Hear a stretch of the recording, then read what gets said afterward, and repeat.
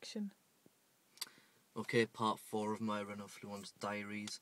Coming towards the end of my week with the Fluence now. This is the EV from Renault. I charged it up early today at a friendly Renault dealership and I got a full charge out of it.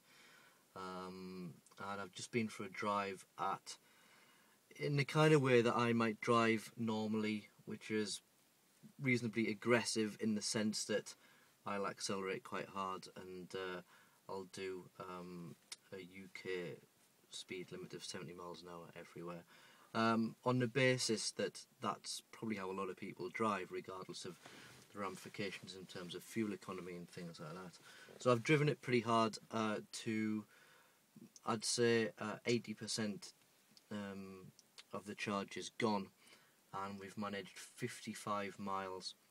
And if you look over here, that little battery sign comes on to warn you that you're nearing the end of the charge. If you drive further, the car will give you a further warning that you're about to run out of charge, and probably not very long after that the car will come to a halt. So what this is all about is range anxiety, which is supposedly one of the big things that is holding back uptake of EVs, the notion that they won't go very far and all of a sudden you'll find yourself stopped on the motorway or wherever it is, in a place where you can't recharge the car. The thing with range anxiety is, it's utter nonsense when you think about it, because range anxiety could apply to absolutely any car. If you run out of petrol in the middle of a motorway, you're similarly troubled, and not many people carry around a jerry can full of petrol or diesel in their car, nor should you really when you think about it.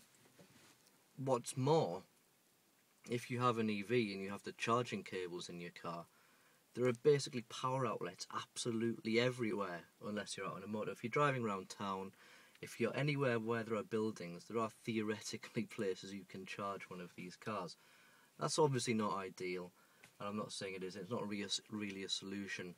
But if you have charging cables, there are probably a lot more places you can charge an electric car than you can refill a petrol or diesel car. But this is one of the things that is holding back EV uptakes. And today I've been driving around Liverpool to the one charging point that I can find in Liverpool. I can't find any others. There used to be one up in Aintree, which is about 8 to 10 miles out of the city centre. It isn't there anymore. There are a couple more that are planned, or there's a couple more that are literally in existence but can't be used by the public. So if you live in somewhere like Liverpool, this is a real problem. And yes, you can charge it at your house, but there are problems with where does a wire go, and will people trip over the wire, and will people break into your house when the window's open, and things like that. So these two things are bound up of range anxiety and how far you can get in an EV like this, and where you can possibly charge it. Now, I've just done 50 miles driving in a way, 55 miles actually, driving in a way that I think a lot of people will drive. Let's say we could get another 10 miles out of it, so that takes up to 65 miles.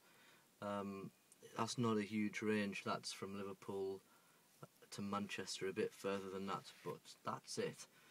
And that really is a problem with EVs, unfortunately. You can't drive them in a way that you can a petrol or diesel car. Not that people who buy cars like this probably would, but the real world application of a car like this is severely limited when you think about it, unless you live somewhere like London where there are many charging points, unless you're doing a set routine, you're doing a delivery route, let's say in a van or something like that, and you're doing 40 miles every day and you can take it back to the depot and charge it up.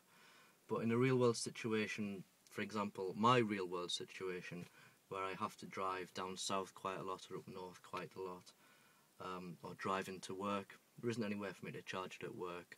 There aren't any charging posts on the way up to the northeast or down the M6 that I'm aware of. There's probably one or two in a little chef here or there. But realistically, this car simply doesn't work for someone like me. That's a shame, as I said before, because it's an impressive piece of kit. But if you're doing 50 miles from a charge and there isn't anywhere to charge it, and the financial benefits are less than clear, which they are with the Fluence and cars like this, I'm afraid it really doesn't stack up. And that's really the lesson I've taken from having this car this week. I love the car, it's very, very clever, and Renault's done virtually everything it can possibly can to make this work. But I would say for 90% of people, there is no way an EV currently works in this country at the moment. And while that's a shame, I think that's the honest truth of the situation.